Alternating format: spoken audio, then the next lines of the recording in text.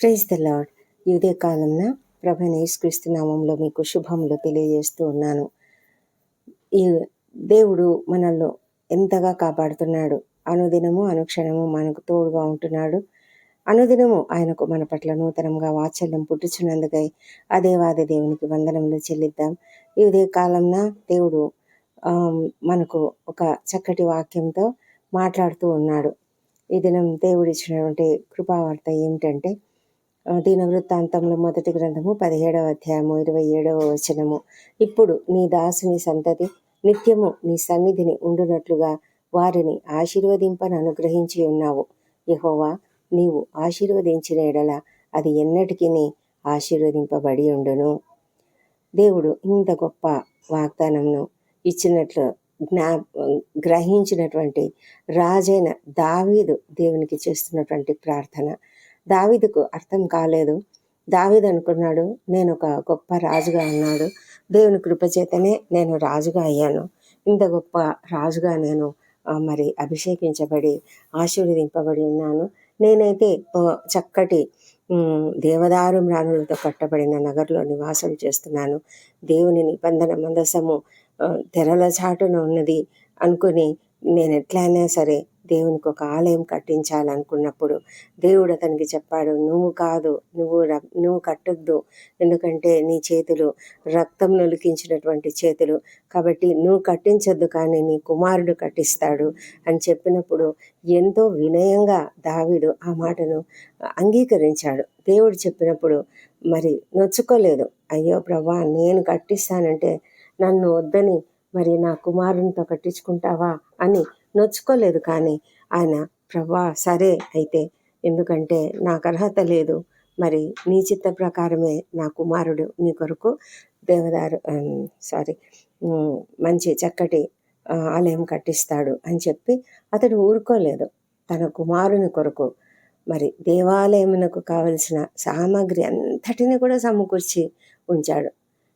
ఏమేమి కావాలో అందరినీ దగ్గర తనకు తెలిసినటువంటి స్నేహితులైనటువంటి రాజులకు చెప్పి అందరి నుంచి ప్రతి ఒక్కరి దగ్గర నుంచి ఎక్కడ ఏది అంటే మంచిది ఏది లభ్యమవుతుందో, ఎక్కడ మంచి మెటీరియల్ లభిస్తుందో అదంతా కూడా ఇనుమైన, ఇత్తడైన, బంగారైన సమస్తము కూడా అతడు సమకూర్చి పెట్టాడు.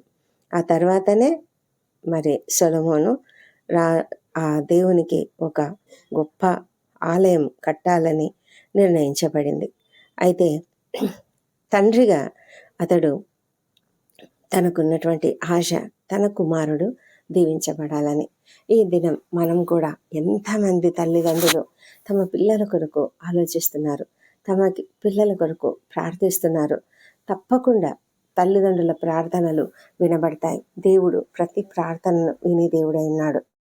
దేవుడు అబ్రహాంతో మాట్లాడినప్పుడు అబ్రహాంతో ఏమని చెప్తాడంటే, నీకు శారయి వలననే సంతానం కలుగుతుంది, హాగరు వలన కలిగిన సంతానం నీ సంతానం కాదు అని చెప్పినప్పుడు అతనికి అప్పటికే 100 ఏండ్లు అబ్రహాంకు. కాబట్టి అతడు అనుకుంటాడు మనసులో, నాకు ఈ వయసులో నాకు సంతానం కలుగుతుందా అని అనుకుని, శారా కూడా అప్పటికే 90 ఏండ్లు కదా మరి అనుకుంటాడు. అనుకుని అతడు ప్రార్థన చేస్తాడు, ఇష్మాయేలు నీ సన్నిధిని బ్రతుకను అనుగ్రహించుము అని దేవునితో ప్రార్థన చేస్తాడు. అంటే ఒకవేళ ప్రభా నువ్వు అతనిని వాగ్దాన పుత్రుడుగా అంగీకరించకపోయినా కూడా అతన్ని ఆశీర్వదించు ప్రభా, అది నీ సన్నిధిలో బ్రతికేలాగా చెయ్యి అని అడిగినప్పుడు దేవుడు మరి చెప్తాడు అతనికి, ఇష్మాయేలును గురించి నువ్వు చేసిన మనవిని వింటిని, ఇదిగో నేను అతని ఆశీర్వదించి అతనికి సంతానాభివృద్ధి కలుగజేసి అత్యధికంగా అతని విస్తరింపజేసేదను, అతడు 12 మంది రాజులను కనను, అతనిని గొప్ప జనంగా చేసేదను అని చెప్తాడు. అతడు అడిగిన అబ్రహాము అడిగినటువంటి ఆ ప్రార్థన, ఆ మనవిని దేవుడు అంగీకరించాడు. ఇష్మాయేలు కొరకు అతడు చేసిన ప్రార్థనను దేవుడు అంగీకరించాడు. అందుకే కదా ఈ దినం మనం చూస్తున్నాము, ఇష్మాయేలు సంతతి బహుగా ఆశీర్వదింపబడి ఎంత గొప్ప జనముగా ఈ లోకంలో ఉన్నది. అంతేకాదు చాలా పవర్ఫుల్గా ఉన్నది. అంతేకాదు క్రైస్తవులకు విరోధంగా కూడా ఉన్నది. అయితే మరి దేవుడైతే వాళ్ళని ఆశీర్వదించాడు. దేవుడు ఎప్పుడు కూడా మాట తప్పని దేవుడు. ఆయన నిన్న నేడు నిరంతరము ఏకరీతిగా ఉన్న దేవుడు. ఆయన ఒకసారి మాట ఇస్తే ఆయన తప్పకుండా విని మరి దానిని తను చేసినటువంటి వాగ్దానంను స్థిరపరిచేటువంటి దేవుడు. అయితే మనమంతా ప్రార్థన చేయవలసింది ఏమిటంటే వారందరూ కూడా మార్పు చెంది నిజమైన దేవుని దగ్గరికి రావాలి. వారు ఇంకా అంగీకరించలేదు కదా, ప్రభువైన యేసుక్రీస్తుని అంగీకరించేలాగా మనమంతా కూడా ప్రార్థన చేయాలి. వారి వల్ల ప్రపంచమంతా కూడా ఎన్నో సమస్యలు ఎదుర్కొంటుంది. అయినప్పటికీ కూడా మనము ప్రార్థన చేస్తూ ఉన్నాము. ఏది ఏమైనప్పటికీ కూడా దేవుడు ఒక తండ్రి ఒక తల్లి చేసిన ప్రార్థన వినకుండా ఎప్పుడూ ఉండడు. మరి ఇప్పుడు దావీదు చేస్తున్నటువంటి ప్రార్థన ఏమిటంటే సొలొమోను ఆయన సన్నిధిలో స్థిరంగా ఉండాలని. అంటే దేవుడే అతనికి వాగ్దానం ఇచ్చాడు. దేవుడు ఏం చెప్తున్నాడంటే నా నా మందిరమందు, నా సింహాసనమందును, నా రాజ్యమందును నేను అతన్ని నిత్యము స్థిరపరిచేదను, అతని సింహాసనం ఎన్నటికీ స్థిరంగా ఉండును అని మరి దేవుడు దావీదుకు తెలియజేయమని ప్రవక్త ద్వారా చెప్పాడు. అప్పుడు దావీదు చాలా సంతోషపడ్డాడు. ఎందుకంటే ఒక తండ్రికి తన కుమారుడు తనకంటే అధికంగా ఆశీర్వదింపబడాలనే ఏ తండ్రి అయినా కోరుకుంటాడు. తానున్న స్థితి కంటే తన కుమారుడు ఇంకా ఉన్నత స్థితికి వెళ్ళాలని ఎవరైనా అనుకుంటారు. ఒక కూలి పని చేసుకునేవాడు తన కుమారుడు కలెక్టర్ కావాలని ఆశిస్తాడు. ఒక రిక్షా తొక్కుకునేటువంటి వాడు తన కుమారుడు గొప్ప ఆఫీసర్ కావాలని, గొప్ప డాక్టర్ కావాలని, గొప్ప కలెక్టర్ కావాలని, లేకపోతే ఒక గొప్ప స్థితిలో ఉండి తను చక్కగా మంచి పేరు ప్రఖ్యాతులు పొందుకొని ఆశీర్వదింపబడాలని కోరుకుంటారు. ఎవరైనా అంతే, ఒక తల్లి అయినా ఒక తండ్రి అయినా ఆ విధంగానే కోరుకుంటారు. మరి హన్నా ప్రార్థించింది తనకు ఒక కుమారుణ్ణి ఇస్తే ఆ కుమారుణ్ణి దేవుని కొరకు అర్పిస్తానని, దేవుని కొరకు సమర్పిస్తానని ఆమె అనుకుంది. ఎందుకంటే మరి ఆ సమయంలో చాలా అవసరత ఉన్నది. ఒక ప్రవక్త కావాలి.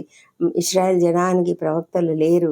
మరి ఏలీ ప్రధాన యాజకుడుగా ఉన్నాడు, కానీ అతని వల్ల అతడు వృద్ధుడైపోయాడు. అతని కుమారులు మరి అతనికి తగినట్లుగా లేరు. వారంతా కూడా భయంకరమైన అన్యాయము, అక్రమాలు, భయంకరమైన జీవితం జీవిస్తూ ఇశ్రాయేలీలను బాధిస్తూ ఉన్నారు, వేధిస్తూ ఉన్నారు.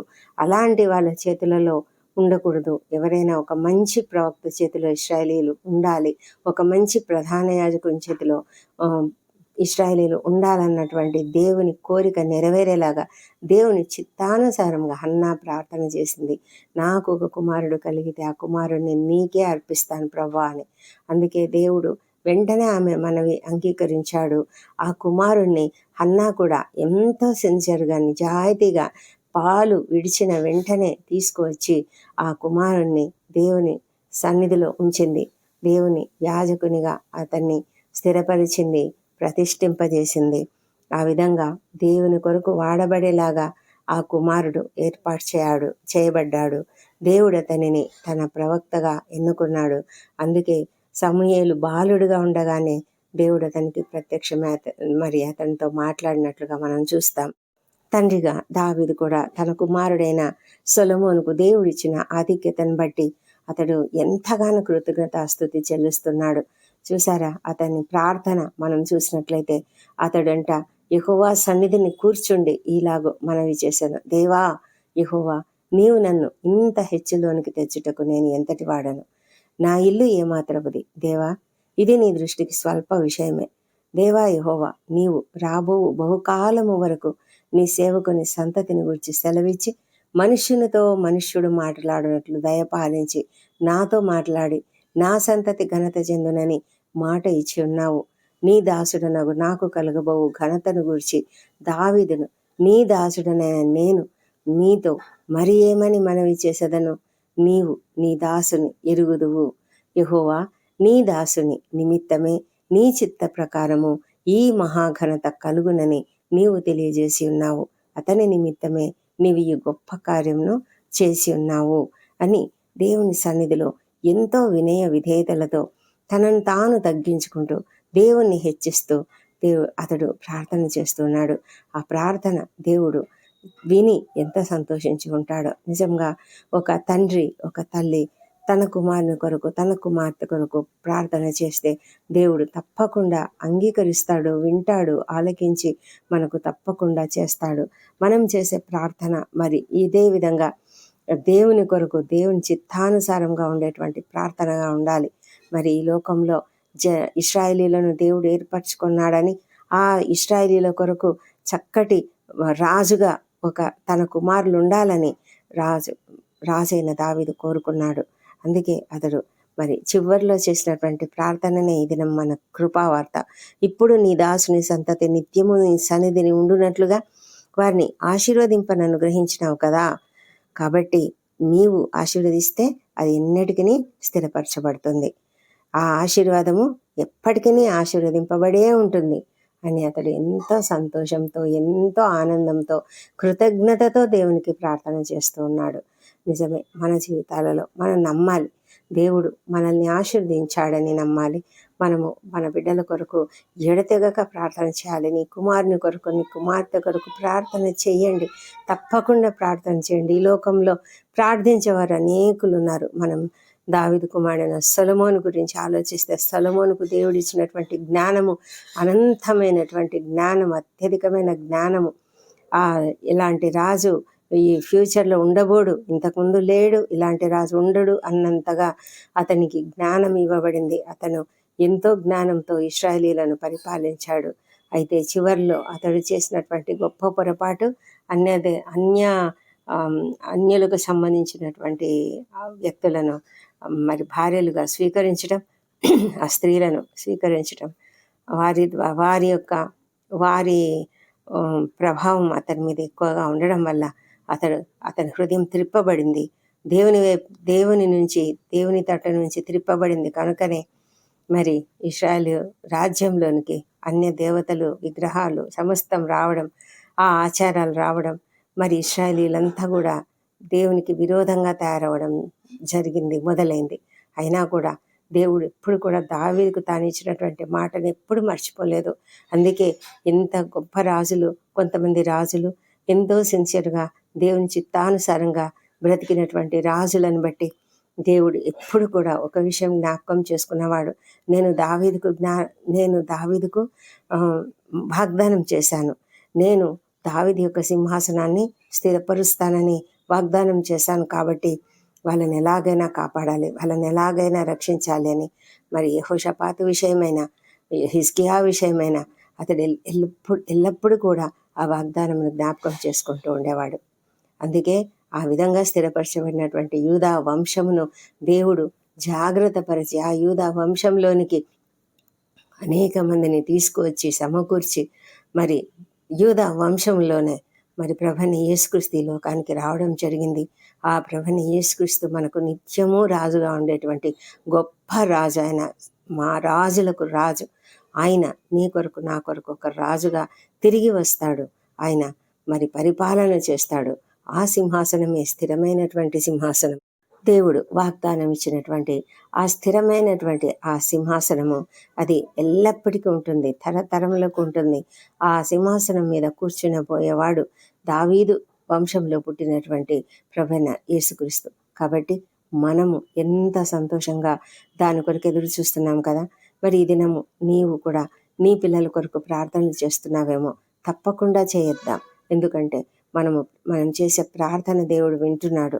మరి జాన్ వెస్లీ అనే ఒక గొప్ప దైవభక్తుడు ఉన్నాడు కదా.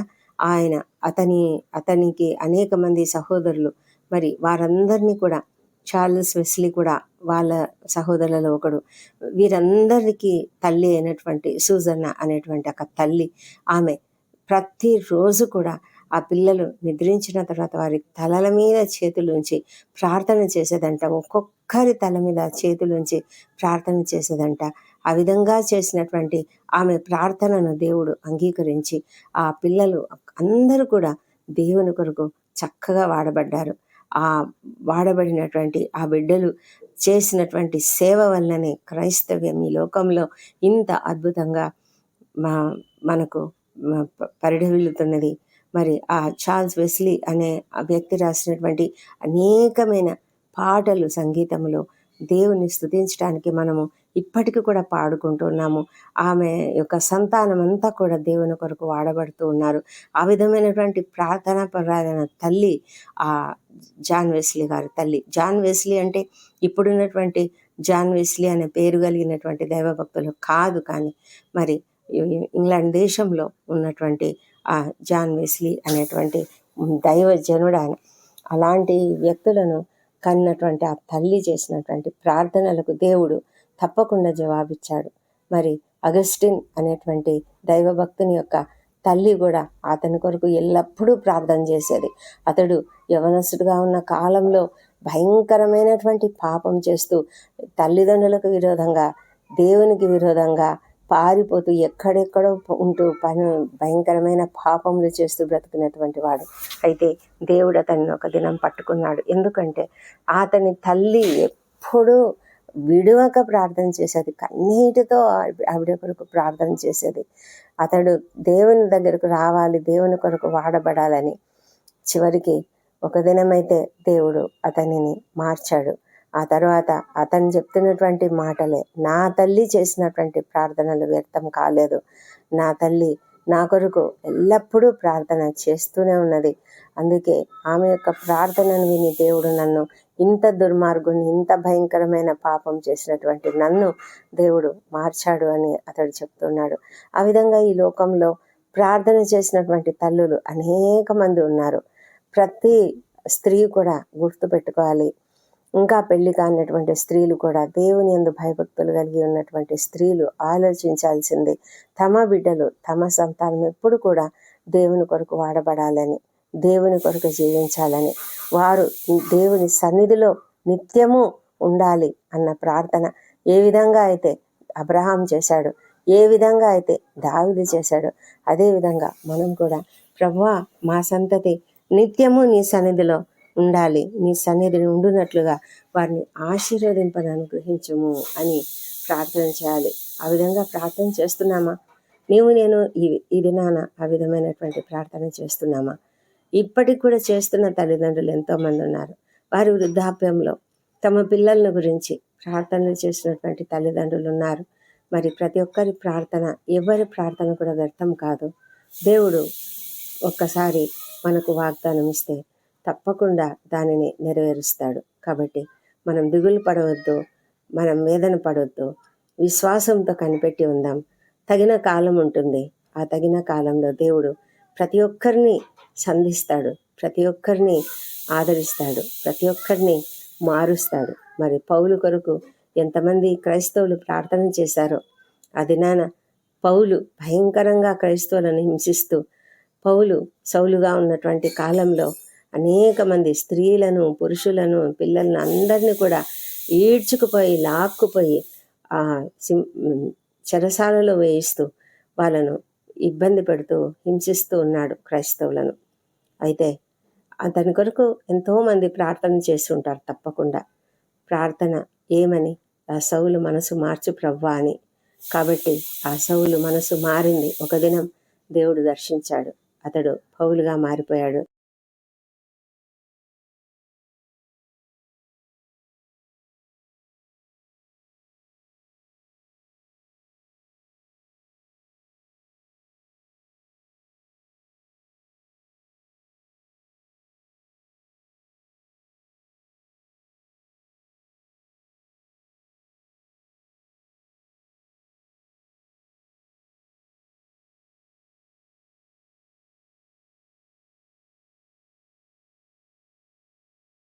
ఆ తర్వాత పౌలు చేసినటువంటి సేవ ఎంత గొప్పది కదా, మనకు తెలుసు. ఆ విధంగానే దేవుడు మారుస్తాడు. ఈ లోకంలో ఇప్పుడు మనం చూస్తున్నటువంటి అనేక మంది దైవ భక్తులు కూడా తమ తల్లుల ప్రార్థన ద్వారా మార్చబడినటువంటి వారే. తమ తల్లులు ప్రార్థన వారిని ఎంతగానో గొప్ప దైవభక్తులుగా నిలబెట్టినట్లుగా మనం చూస్తాము. అనేక మంది దైవ సేవకులు ఈ విషయం చెప్తూ ఉంటారు, సాక్ష్యంగా పంచుకుంటూ ఉంటారు. నా తల్లి నా కొరకు ఎడతెగక ప్రార్థించింది, నా తల్లి నా కొరకు ఎల్లప్పుడూ ప్రార్థించేది. ఇప్పుడు కూడా కొంతమంది దైవ సేవకులు వాళ్ళు ప్రార్థనలకు, వాళ్ళు పరిచర్యకు వెళ్ళేటప్పుడు తమ తల్లులతో ప్రార్థనలు చేయించుకొని వెళ్ళేవారు అనేక మంది ఉన్నారు. అలాంటి దైవ భక్తులను మనం చూస్తూ ఉన్నాము. కాబట్టి తల్లులారా ప్రార్థన చేయకుండా మానొద్దు, తండ్రులారా ప్రార్థన చేయకుండా మానొద్దు. నీ పిల్లలు చిన్ననాటి నుంచే, పుట్టిన నాటి నుంచే వాళ్ళను సమర్పించండి. మనము పేరు పెట్టించేటప్పుడు దేవునికి ప్రతిష్ఠిస్తాం కదా, ఆ విధంగా ప్రతిష్ఠించిన అప్పటి నుంచి మనం మన కడుపులో గర్భంలో శిశువు ఉన్నప్పటి నుంచే తల్లులు ప్రార్థించాలి, తండ్రులు ప్రార్థించాలి. తమ బిడ్డలు ఎప్పటికీ కూడా దేవుని సన్నిధిలో నిలబడాలి, దేవుని సన్నిధిలో ఉండాలి అనే ప్రార్థన మనము విడవక చేయాలి. ఈ లోకంలో అనేకమైన విషయాలు జరగవచ్చు, అనేకమైన పరిస్థితులు మనం చూస్తూ ఉండవచ్చు. మన పిల్లలు చాలా విరోధంగా ఉన్నట్లుగా మనకు అనిపించవచ్చు, కానీ వాటిని ఆలోచించొద్దు. వాటిని గురించి మనం అస్సలు వాటిని పట్టించుకోవద్దు, పరిస్థితులను చూడొద్దు. మన గురి దేవుడు వారిని ఆశీర్వదించాలి. మన గురి మన పిల్లలు దేవుని సన్నిధిలో నిత్యం ఉండాలి. మన గురి వారు దేవుని కొరకు వాడబడాలి. ఇదే కదా మనము కోరుకునేది. ఆ విధమైన ప్రార్థన మనం నిత్యం చేద్దాం. మనం చూస్తూ ఉండవచ్చు మన పిల్లలు మనకు విరోధంగా జీవిస్తూ, మరి అగస్టిన్ తల్లి అలాగే చూస్తూ ఉంది. అగస్టిన్ భయంకరంగా పాపం చేస్తున్నాడు, చూస్తూనే ఉంది. అయినా ఆమె ప్రార్థన మానలేదు. ఆమె ప్రార్థిస్తూనే ఉంది, నిరీక్షణతో కనిపెట్టి ఉంది. ఒక దినం వచ్చింది, అగస్టిన్ కంప్లీట్గా మారిపోయాడు. మరి అలాంటి ప్రార్థనా జీవితం మనం కూడా కలిగి ఉందాం. మన ప్రార్థన ఎప్పుడూ విడిచిపెట్టొద్దు. మన ప్రార్థనలో మనం అలసిపోవద్దు. మన ప్రార్థనలో మనం నిరాశ చెందొద్దు, కృంగిపోవద్దు. విశ్వాసంతోనే ప్రార్థన చేద్దాం. అదృశ్యమైనవి ఉన్నవి అనే ఒక ఆలోచన ఏదైతే మన మన మన యొక్క మనసులో ఒక ముద్ర ఉండాలి. మన మనసులో ఒక గురి, మన కుమారుడు ప్రార్థిస్తున్నట్లుగా, మన కుమారుడు పరిచర్య చేస్తున్నట్టుగా, మన కుమారుడు మరి చక్కటి జీవితం జీవిస్తున్నట్లుగా ఒక చక్కటి ఒక ఇమేజ్ మన ఎదుట ఉంచుకుందాం. ఆ విధమైనటువంటి ఇమేజ్ని ఉంచుకొని ఈ పరిస్థితులను చూడకుండా, ఇక్కడ వాడు ఎలాంటి జీవితం జీవిస్తున్నాడు అది మనం పట్టించుకోకుండా దేవుని పైన ఆధారపడి దేవునికి ప్రార్థన చేద్దాం. దేవుడు మనకు మాట ఇచ్చినటువంటి దేవుడు. ఆయన ఇచ్చిన ఏ వాగ్దానం కూడా నెరవేరక మానదు. తగిన కాలం ఉంటుంది, ఆ కాలంలో తప్పకుండా నెరవేర్చబడుతుంది. కాబట్టి మనము నిత్యము మన కుమారులు మన కుమార్తెలు నిత్యము దేవుని సన్నిధిలో ఉండాలి, దేవుని కొరకు వాడబడాలి అన్న ప్రార్థనను నిరాశ చెందకుండా, కృంగిపోకుండా, ఏమాత్రం అవిశ్వాసం చూపించకుండా, అపవాది చూపించే భయంకరమైన పరిస్థితులను మనం చూడకుండా వాటినన్నిటిని కూడా నెగ్లెక్ట్ చేస్తూ దేవుని పైన మాత్రమే విశ్వాసం ఉంచుతూ ప్రార్థనా జీవితం కలిగి ఉందాం. దేవుడు తప్పకుండా మన ప్రార్థన అంగీకరిస్తాడు, మన పిల్లల్ని ఆశీర్వదిస్తాడు. దేవుడు ఈ కృపావార్తను దీవించునుగాక. ప్రార్థన చేసుకుందాం. పరిశుద్ధమైన దేవ, గొప్ప తండ్రి, నీకే వందనములు ప్రభా. అవును తండ్రి, మేము ఏ పాటి వారము, మేము ఎంతటి వారము, మా ఇల్లు ఎంత మాత్రపుది ప్రభా. మేము చాలా అల్పులము, అయోగ్యులము, అక్కరకు రాని వారం. అయినా తండ్రి, మీరు మమ్మల్ని ప్రేమించి ఇచ్చినటువంటి మా సంతానము నీ బిడ్డలుగా జీవించాలని మేము నీ సన్నిధిలో ప్రార్థిస్తున్నాం. మా ప్రభా తండ్రి, మా ప్రార్థన మీరు ఆలకించే దేవుడు అంటున్నారు ప్రభానైనా. తల్లిదండ్రులు చేసే ప్రార్థనలు మీరు ఆలకించే దేవుడు. మీరు ఎవరిని కూడా నెగ్లెక్ట్ చేసే దేవుడు కాదు. మా తండ్రి, రక్షణకర్తమైన దేవా నీకు స్తోత్రము నాయన, విశ్వాసం కర్తమైన దేవా నీకు స్తోత్రము. మా తండ్రి ప్రభా, మాకున్నటువంటి విశ్వాసం నీవే, మాకున్నటువంటి నిరీక్షణ నీవే ప్రభా. మా రక్షణకర్తవు నీవే తండ్రి. ప్రతి బిడ్డను నీ చేతికి అప్పగిస్తున్నాం నాయన. ఈ లోకంలో వారు ఎంత భయంకరమైన జీవితం జీవిస్తున్నప్పటికీ వాళ్ళను నీవు మారుస్తావనే విశ్వాసంతో నేను సందులో ప్రార్థిస్తున్నాము. తల్లిదండ్రులకు అవిధేయులుగా ఉంటున్నారు అని మేము దిగులు పడుతున్నాం, కానీ ఆ విధంగా కాదు. మీరు తప్పకుండా వాళ్ళను మారుస్తారు. మారు మనసు ఇవ్వగలిగిన దేవుడు మీరు, నూతన హృదయం ఇవ్వగలిగిన దేవుడు మీరు, నూతన మనస్సును ఇవ్వగలిగిన దేవుడు, రాతి గుండెను తీసివేసి మాంసగుండెను ఇవ్వగలిగినటువంటి దేవుడు తండ్రి. మా ప్రభానైనా సౌలును పౌలుగా ఎలా మార్చారు ప్రభా. ఈ లోకంలో అనేక మంది దైవభక్తులు ఎంతో భయంకరమైన జీవితం జీవించినటువంటి వారు, నరహంతకులుగా ఉన్నవారు, హత్యలు చేసినటువంటి వారు, అబద్ధికులు, దొంగతనాలు చేసినటువంటి వారు, వ్యభిచారం చేసినటువంటి వారు, అనేక మంది నీకు ఎంత విరోధంగా పనిచేసినప్పటికీ కూడా ఒక దినము నిన్ను అంగీకరించిన వారే మరి పూర్తిగా వారి తమ జీవితాన్ని మార్చుకొని ప్రభా నీ బిడ్డలుగా ఏ విధంగా జీవిస్తున్నారో మేము అనేక మందిని చూస్తున్నాం తండ్రి.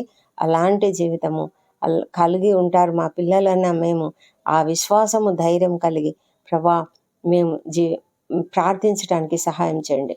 ఈ లోకంలో మేము చూసే పరిస్థితులు కాదు, కానీ ప్రభా నీవు నీ చిత్తములో వారి కొరకు ఉంచబడిన ప్రణాళికలో వాళ్ళని చక్కగా వాడుకుంటావు.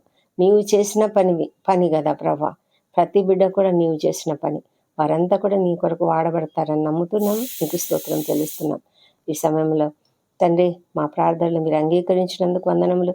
మా అపరాధములను క్షమించండి, ఇతరులు మాడేలా చేసిన అపరాధములను మేము కూడా క్షమిస్తున్నాము. మా తండ్రి ఎంతమంది భయంకరమైన అనారోగ్యములతో ఉన్నారో వారందరినీ స్వస్థపరచండి. ప్రభా హాస్పిటల్స్లో ఉన్న వాళ్ళను బయటకు తీసుకురండి. డిశ్చార్జ్ అయ్యి త్వరగా ఆరోగ్యముతో ఇంటికి వచ్చినట్లుగా సహాయం చేయండి. మా తండ్రి సర్జరీలు కూడా వెళ్తున్న వారు క్షేమకరమైనటువంటి సర్జరీ పొందుకొని క్షేమంగా బయటకు వచ్చినట్లుగా సహాయం చేయండి. దేవా ప్రభా ఎంతమంది అయితే నాయన మరి ఐసీయూలలో ఉన్నారో, ఇంటెన్సివ్ కేర్లలో ఉన్నారో మా ప్రభా తండ్రి, ఎంతోమంది ప్రభా చాలా మరి కష్టమైనటువంటి రీతిలో క్రిటికల్ కండిషన్స్లో ఉన్నారు. వాళ్ళందరూ కూడా స్వస్థపరిచి లేవనెత్తండి. మా ప్రభా డయాలసిస్లో గుండా కిమోథెరపీలో కూడా వెళ్తున్నటువంటి వాళ్ళకు స్వస్థత అనుగ్రహించండి. తండ్రి స్వస్థపరిచే దేవుడు మీరే నాయన. ఆ కుటుంబంలో వారికి ఉన్నటువంటి ఆందోళనను తీసివేయమని ప్రార్థిస్తున్నాం తండ్రి. నెమ్మదినివ్వండి. ప్రతి ఒక్కరూ సంతోషంగా ఉన్నట్లుగా సహాయం చేయండి. ప్రతి కుటుంబాన్ని మీరు ఆదరించండి. ప్రతి కుటుంబంలో ఉన్న చిన్న బిడ్డలను మీరు ఆశ్రయించండి. వారి కొరకు ప్రభా తల్లిదండ్రులుగా మొదటి నుంచి కూడా ప్రార్థన చేయనట్లుగా సహాయం చేయమని ప్రార్థిస్తున్నాం తండ్రి. మా ప్రార్థనా జీవితంలో అలసట అనేది లేకుండా చేయమని ప్రార్థిస్తున్నాం తండ్రి. దేవా ప్రభా మీరే కృప చూపించండి. ఇది నా ఇంటర్వ్యూకు హాజరవుతున్నటువంటి వారికి తప్పకుండా విజయం అనుగ్రహించండి.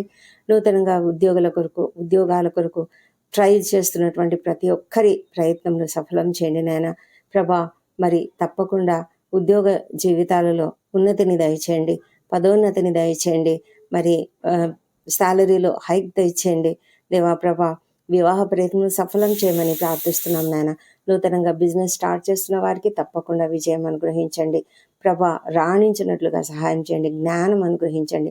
విద్యార్థులకు మంచి జ్ఞానం అనుగ్రహించి చక్కగా చదువుకునేలాగా ప్రభా నీ యొక్క దయచేత వాళ్ళను నడిపించమని ప్రార్థన చేస్తున్నాం దేవా. నీకే వందనంలో ఇది నా బర్త్డేలు వివాహ దినం జరుపుకుంటున్న బిడ్డలను కూడా దీవించండి. గడిచిన సంవత్సరం అంతా వారికి చేసిన ప్రతి మేలును బట్టి నీకు వందనంలో. రాబోయే సంవత్సరంలో ఇంకనూ అధికమైన మేలులను వారికి అనుగ్రహించమని ప్రార్థిస్తున్నాము. వారి జీవితాలలో ఏ సమస్యలున్నా అవి తొలగించండి మా ప్రభా. ఈ లోకంలో ఎంతమంది ఎలాంటి సమస్యలతో బాధపడుతున్నా ప్రతి సమస్య నుంచి విడుదల దయచేయండి ప్రభా. వ్యాజ్యములు జరుగుతున్నటువంటి వారి జీవితాలలో వారి పక్షంగా న్యాయంగా వ్యాజ్యం జరిగించే దేవుడవు నీవే మా ప్రభా. ప్రతి పరిస్థితిలో వారికి న్యాయం అనుగ్రహించమని ప్రార్థిస్తున్నాం. దేశాన్ని ప్రపంచాన్ని అందరినీ దీవించి ప్రభా అంతటా కూడా నీ పరిశుద్ధమైన సమాధానమును కుమ్మరించండి దేవా ప్రభా. ఇశ్రాయేల్ దేశంను దీవించండి, యెరూషలేమును దీవించండి మా తండ్రి దేవా. మమ్మల్ని అందరూ కూడా నీ చేతులలో అప్పగించుకుంటున్నాము. మా ప్రార్థనలన్నీ అంగీకరించి జవాబులు ఇచ్చినందుకు నీకు వందనములు. ఈ ప్రార్థనలన్నీ మా ప్రభువును మా ప్రియరక్షకుడునైన యేసుక్రీస్తు అత్యంత శక్తిగల నామంలో అడిగి పొంది ఉన్నాం నమ్ముతూ నీకు స్తోత్రం తెలుస్తున్నాం తండ్రి. Amen, amen.